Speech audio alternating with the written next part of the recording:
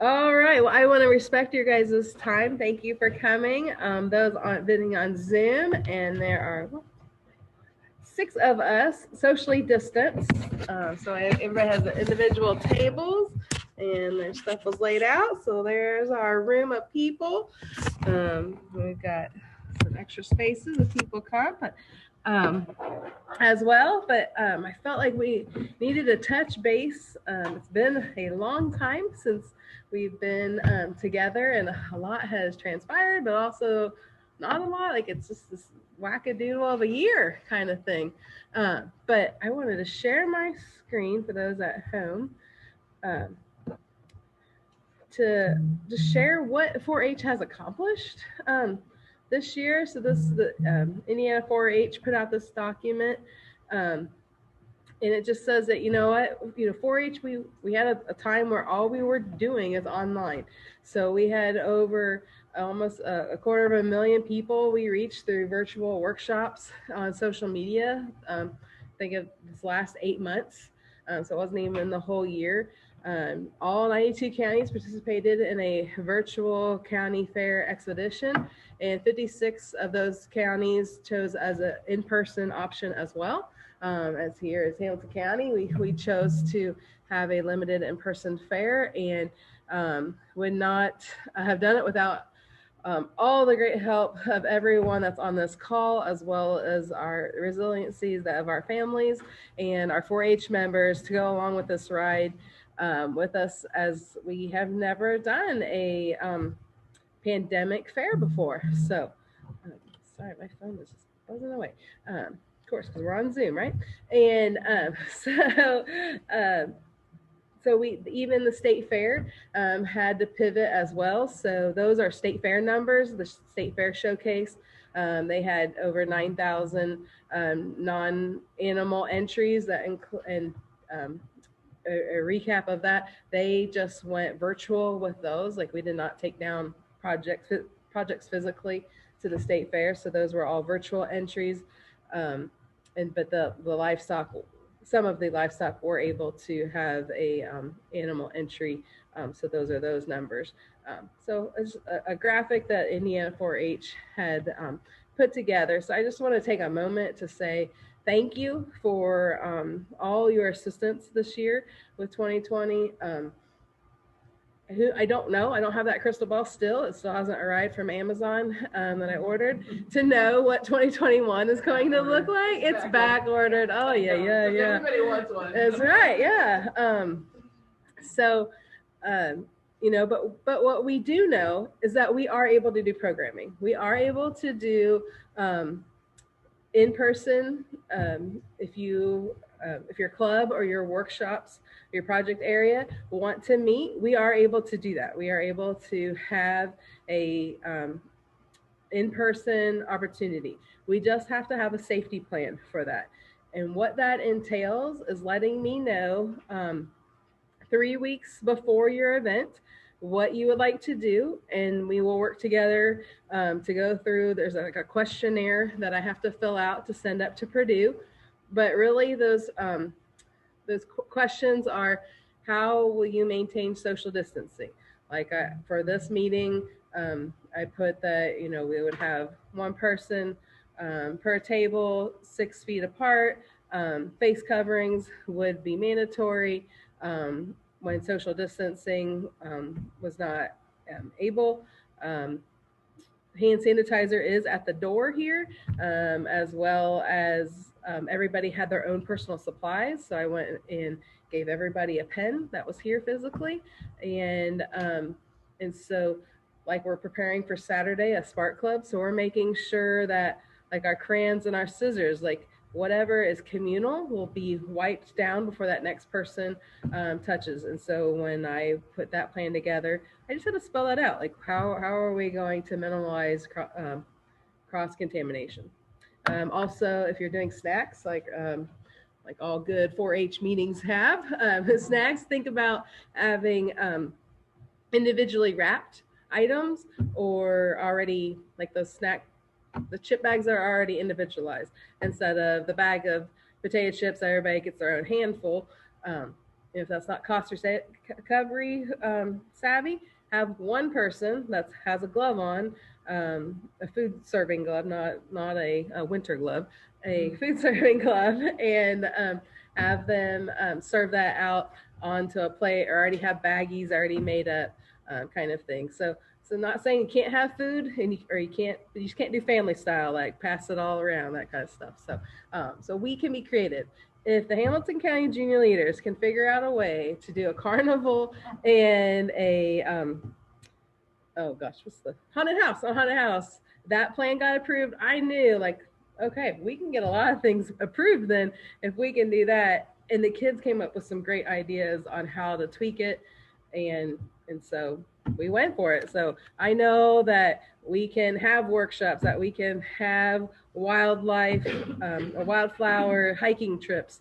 Like I know that scholarships. I see Kathy's on here. She went to a Zoom option, and that's great too. So not only can we can meet in different ways. So we can meet in person, we can meet hybrid, which is what we're doing right now. I've got people online and I've got people in person, or we can just do virtual. And a platform that you can utilize is Zoom. We do have in the office an account that has the option for over 300 people, or up to 300 people to come in. So if you want to have a massive Zoom call, go for it. We can set that up for you. And then also we can set up within our capacity, we have breakout rooms. So if you would want to get to that 4 to 5 kids together, we can you can do that within our Zoom, and we can have a practice test. Or if you're like, Kathleen, I don't know, one of my staff members or myself will be happy to join your meeting. What we've done, I don't know if we've done this for anybody on here. I'm sorry, I can't remember, but we've done a couple of these that we set it up, and then we pass the hosting over to the leader, and then we can go on with our evening or day or whatever that meeting was. We don't have to stay on and be a fly on your wall. We can go about our business. Zoom has that capacity. So I just want to say, yes, we can meet, and we should meet, and we should do some programming as we launch our year. Does anybody have questions on meetings in general, or that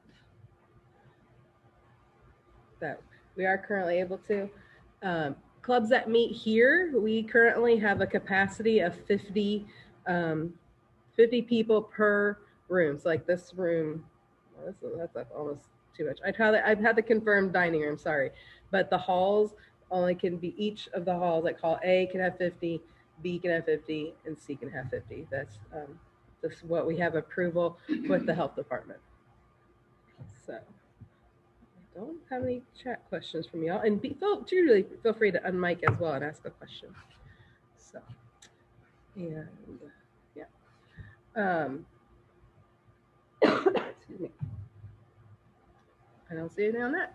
So we will keep going. I don't want to talk at you guys, so I want to do a little intro thing. So in the chat for you on the Zooms and those that are in the room, you have a piece of paper that says, "To me, opportunity means," and I would love for you guys on Zoom to put that in the chat of, "To me, opportunity means blank." What does opportunity mean to you? You guys can fill out your sheet. So share, what does opportunity mean to you?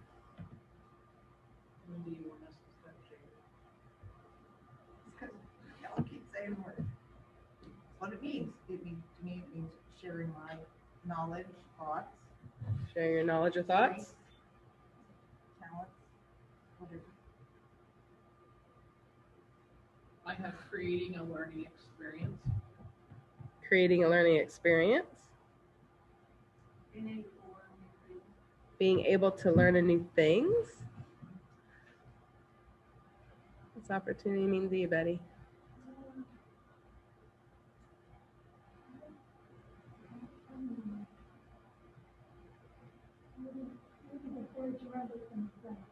The 4-H 4-H members themselves are the most important.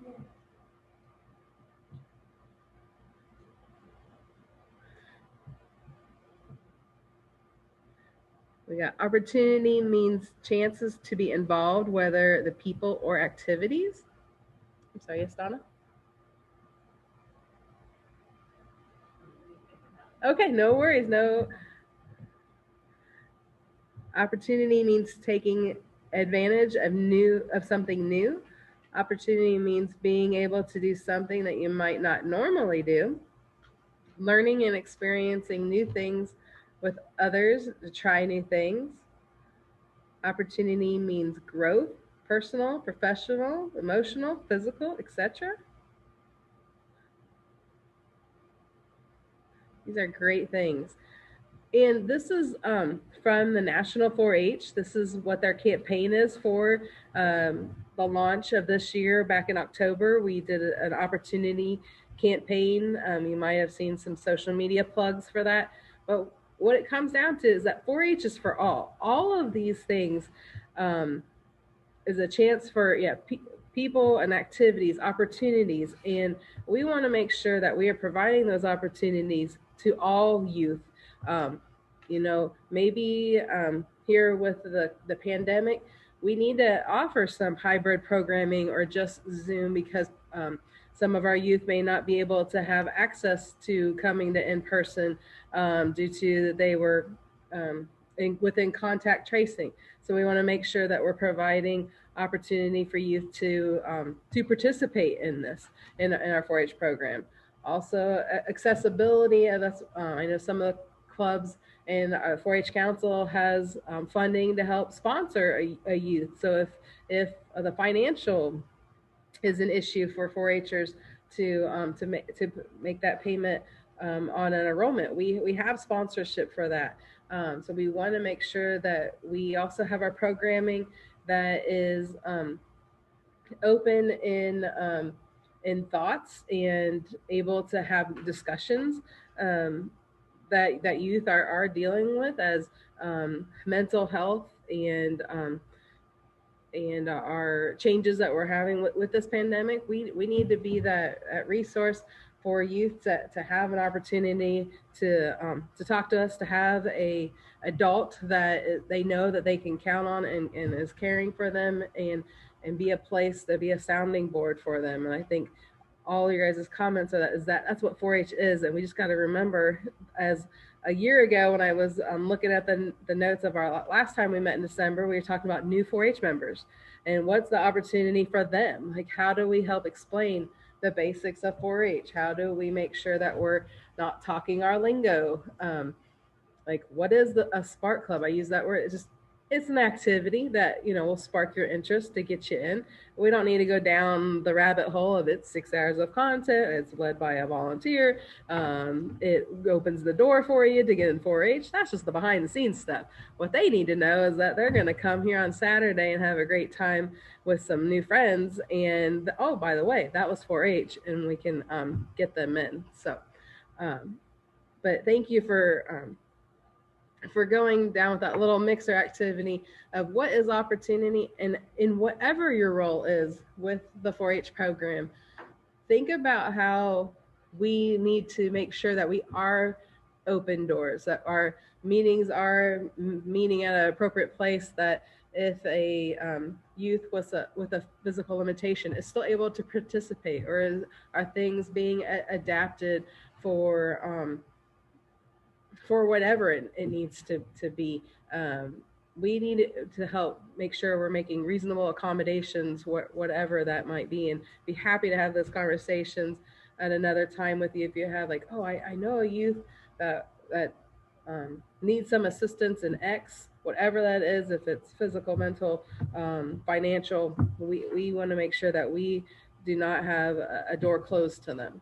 So that is because we have this great thing. And the great thing about during this pandemic, we've not stopped. We have actually done a whole lot more. We have just pivoted in how we have done fair, how we've done projects, how we're doing 4-H. I've never done so many programs in a box and put all the supplies together and get it to the youth. And that's not going to go away. Even if this virus does go away, we know that families actually look forward to that, or the self-pacedness of 4-H. And so that's where we need help from all of you guys, to make it happen. I'll keep going because I'm seeing I am long-winded and it's 20 minutes in. I apologize. So some things that are on the horizon. Please, if your club is doing a service project or had a guest speaker, take a picture of that. Share that with us in the office. We would love to share that on our social media platforms. We need to let people know what 4-H is doing. Sometimes I don't hear these stories of what 4-H is doing. So please do share with us. Email me or call me, and be happy to highlight your club's efforts, your project's efforts. We need to let people know that we're more than just that 1 week in July. So thank you for that. Open project superintendent's positions are still open as the child development and weather. So if you are interested in any of those, please let me know, or know of an avenue for me to go down to. Kathleen, have you ever thought about X? I don't really know where weather people are hiding, so let me know where, or a past 4-H'er that might have been in your club that, what, they really enjoyed that project. I'd be happy to have those conversations.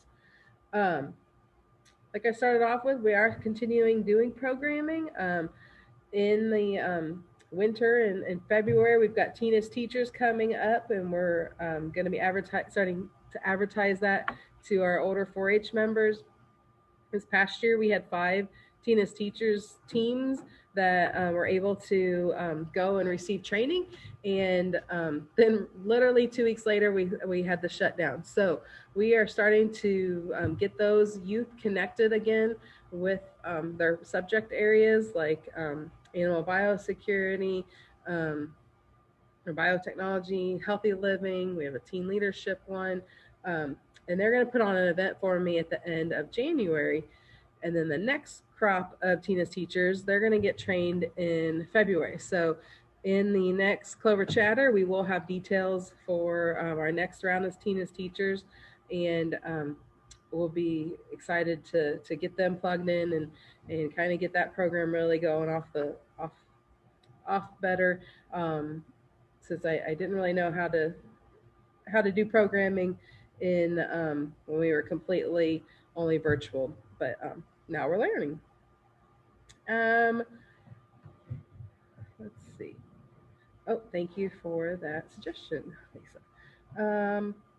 Handbooks and fair books changes. So 4-H Council has been working, even though we had that modified fair. We did have some handbook changes, minor tweakage from what we were doing. The state 4-H office has tweaked some things as well.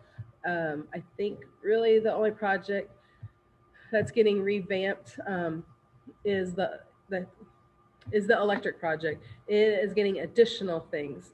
Before, electric used to be by divisions. Like if I was a 9th grader in my first year in electric, I had to do division 1.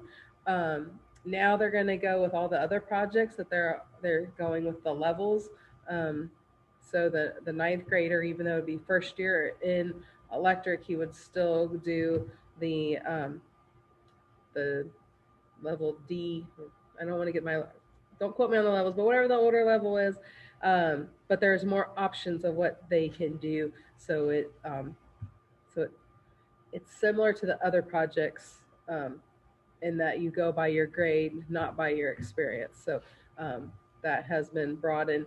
And my staff is right now working on updating the project pages.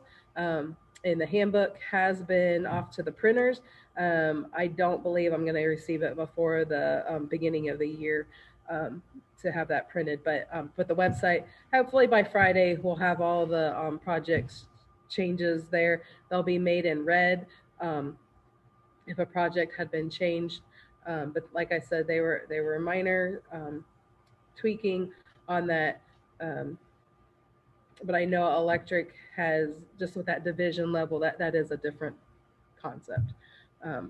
But those rules, if you would want to see those are on the state 4-H website if you want to pull those up. The fair schedule, We are currently planning for an in-person with fair with public. We know that things change on a dime, and we'll see what, obviously as the spring comes, we'll know more for each council. We'll be taking advisement with the Hamilton County Health Department and with Purdue University's guidelines, just like this past year. We hope that we're able to have a in person with public fair. That's what we're currently planning on, but know that we really don't know until closer to it, and that's just how families are going to have to, as they're selecting what projects that they want to put in, what livestock that they might want to purchase. We're unfortunately still back in that. If the fair was today, I would not be able to have that many people on the ground. So that's what I know right now. So, but know that 4-H Council is continually talking with the health department, and we hope to have some public here. But we also know that at least it will not be our first time. Like, we have been through one, and so that's better. Excuse me, a little tickle in my throat. Any questions on handbook or fair book before we get back to some more fun? Because they're being very kind to me, both in person and on Zoom. Scholarship workshop was last week. Kathy, you want to say anything about that? Oh, let me unmute you. There you go.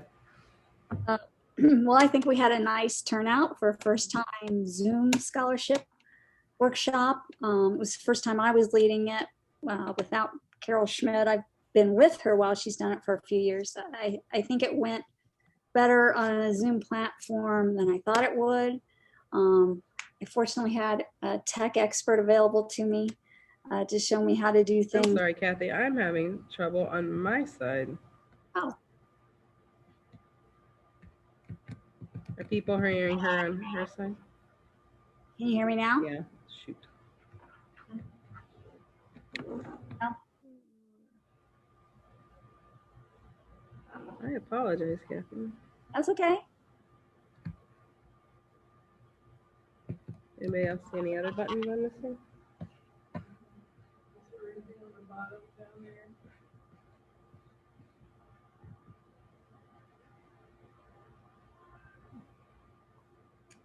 Well, No, I meant on the bottom of the Zoom screen. That like it in there. No, it's about it's really my computer. I'm sorry, my computer's not. Oh, it's literally a computer. Yeah, it's my computer. Like, she's unmuted, we're unmuted. You're hearing me, I'm not hearing you. So I'm sorry, Kathy, but I'm sure the Zoom people continue telling the Zoom people. Sorry. We had a nice turnout. It was as good or better than we usually have for a live turnout. So I think the Zoom option may be something to go forward with, even when everything is back to live, because it gives people an opportunity to participate if they can't get to the fairgrounds. But so we'll have a follow-up workshop at some point in January. In the meantime, the applicants can email me drafts to get some feedback about what direction to take. As I said, I had a tech expert to help me with all my glitches during my first Zoom leading experience. Okay, and as we just learned that when I have my LCD projector, that overrides my laptop and we don't hear you all. So I do apologize. Kathy, I caught the end of that, and that just shows, yeah, you just gotta give it a try. Like, we learn together, and but I appreciate you doing that. And then we also have it recording, so we will get that posted on our website as well. So for those that were not able to attend, so try the other nice thing about that. Right. Yeah, I know for sure. I had 3 people contact me about not being able to attend and wanting to be able to reference the videos. So perfect. We will make sure we get that on.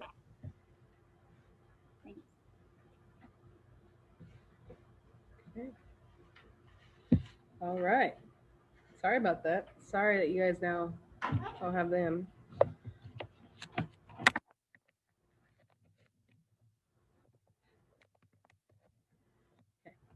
Okay. 4-H council update. I got Lisa. Would you like to give an update? Mills, as the representative from this group. Sure, I can give an update. So 4-H Council has our last meeting in November. We finalized, I think, the handbook and the project manual. All of those edits and changes. At the last council meeting, we also talked about the auction and the results of the auction. So all of the 4-Hers who were in the auction have now received their checks. There are still some outstanding receivables that we are working to collect. And then the auction committee has met as well to determine 2 different plans. One would be what an in-person auction would look like next year, how we go, if there's any additional changes that we need to make to our traditional format, and then looking at alternatives to what an alternative would be if we have to go online again. So the auction committee is addressing those. And then the other thing that the council talked about was looking at our, the nomination committee then presented nominees for open positions on the 4-H council. And so we've finalized the ballots, and then those were sent out here in early November, so that in December, we'll be able, at the December meeting, we'll be able to look at who are the newly elected council members, and then the slate for the executive committee will then be presented in December as well. Anything else, Kathleen? No, I think that's correct. Okay. So Jennifer's here. Lisa Mills. Good. Okay. Yes. So so Lisa Mills and Jennifer Hensley are your representatives, and we do have a term that is up. Jennifer has been selected as the White River Township representative, and she was serving as a 1-year term, so her position to represent this group was up anyway for fulfillment. So at this time, I'll take any nominations or that would be interested in serving as representative from this group to 4-H Council. What that entails is that we do meet monthly on the third Monday of the month, and then every day during the county fair. Here in Hamilton County, our 4-H Council is our fair board. It is a governing board all in one. And then we ask that the representatives serve the 2-year term and like be the liaison from this group back to council. Any nominations for that? Jerry Ann. All right, we got a nomination from Jerry Ann. You can unmute or type in the chat. Oh, you guys don't see.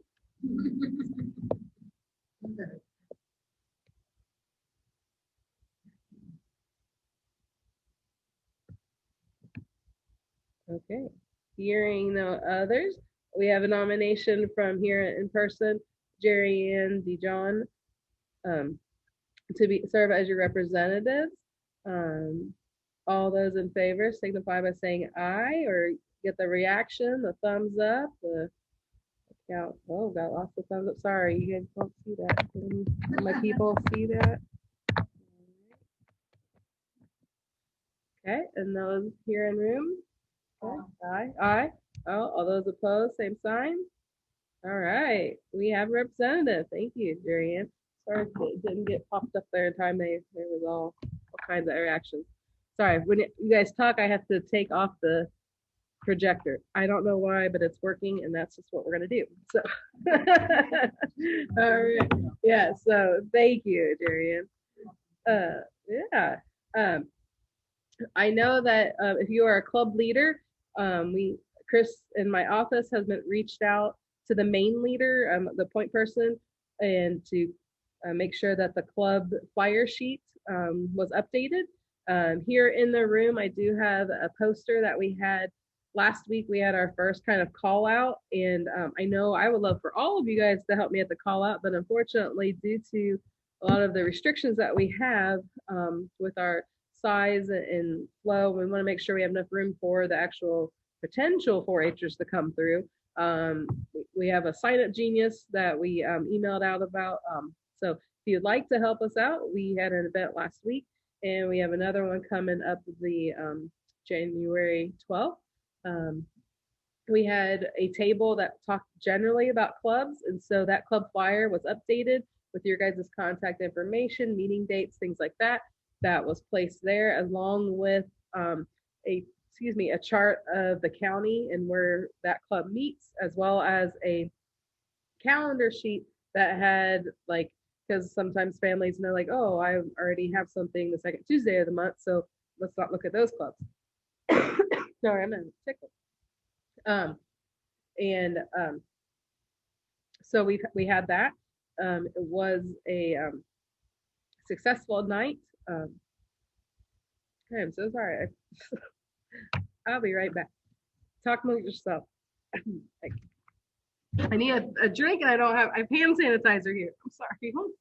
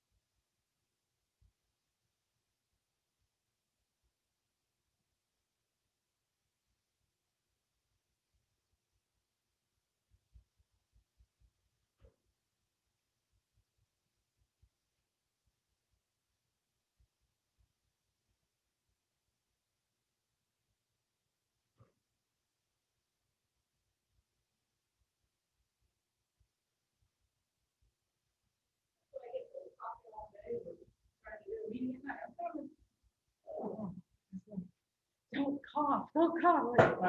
Sir, it's not sick, just dry throat. So, all right, well, we just have everything tonight. Let's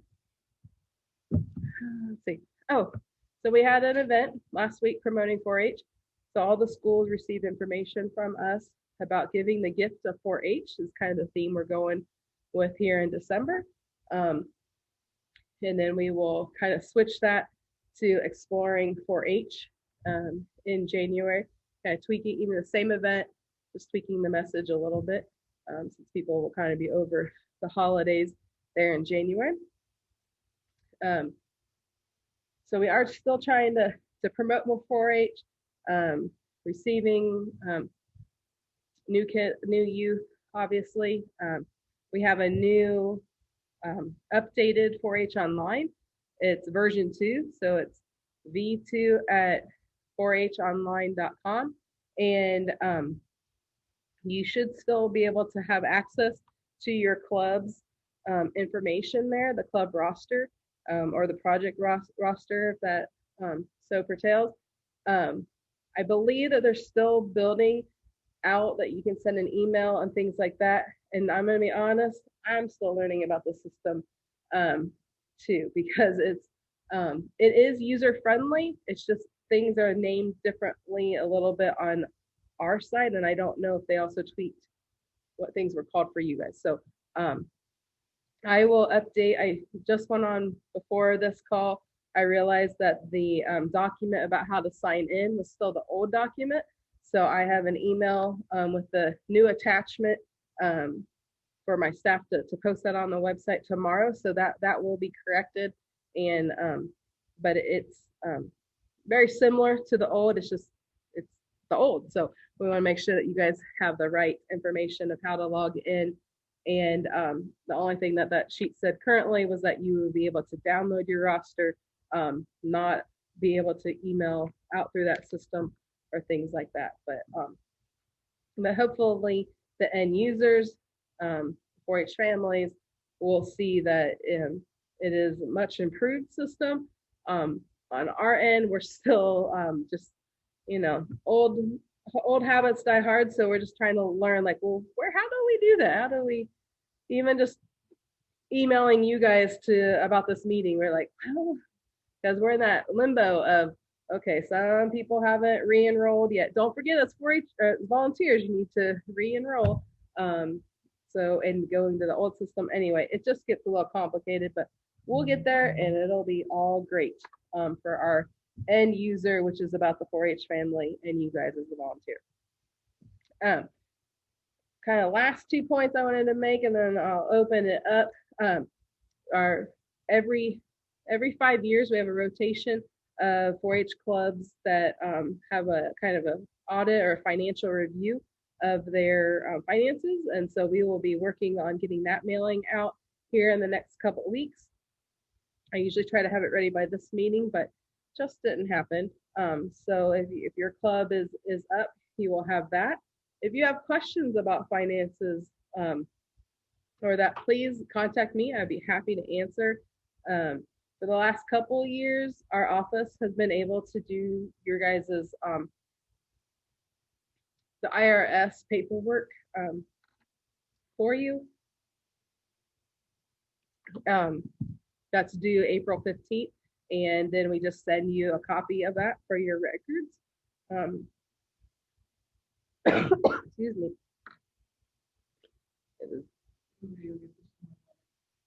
I'm good. I'm just trying to be sparingly, and because I didn't get enough, to be honest. But thank you, though. I forget what the other item I wanted to talk to you about. Let's just take that moment and open it up for questions.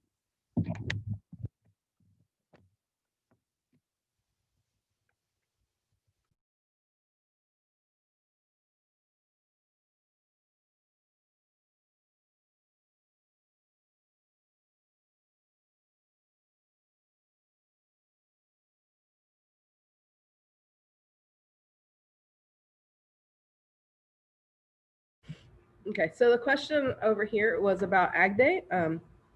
What will that look like? We haven't declared those dates yet because many school systems are not doing in person. So what that looks like virtually, or how volunteers can help us out. We are just in the beginning stages of that. I know Lisa and our new ag educator, Emma Mendez, are gonna start really brainstorming and asking the teachers what they would utilize, because literally we had last year's Ag Day ready to go. All the packets were done, and the last day that the youth were in schools was like a day before Ag Day. So we don't know what was utilized of that, because everybody was just trying to figure out how do we do virtual schooling. What can we help supplement the schools, and then what do we want it to look like? Boy, maybe it's not just schools or second graders of schools, maybe it's other audiences, or even community at large. Okay. Question is the annex open for club meetings? Yes, it is. We can currently only hold 50 people there. But get in contact with Lisa Haney in our office, and she can let you know availability. Thank you for asking.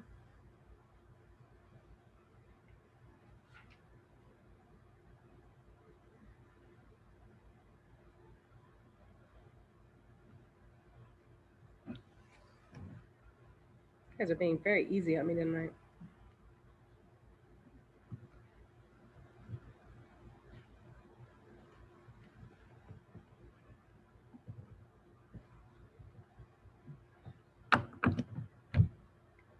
Okay, that was all I have right now. Please continue to check emails. I will send out my notes from this as well as the recording of this out to all volunteers so everybody can have access. And truly, if there's something that that we can help your club, your workshop, things like that, please let us know. And we look forward to 2021. All right, good. All right, 43 minutes later. All right, thanks, guys. Bye.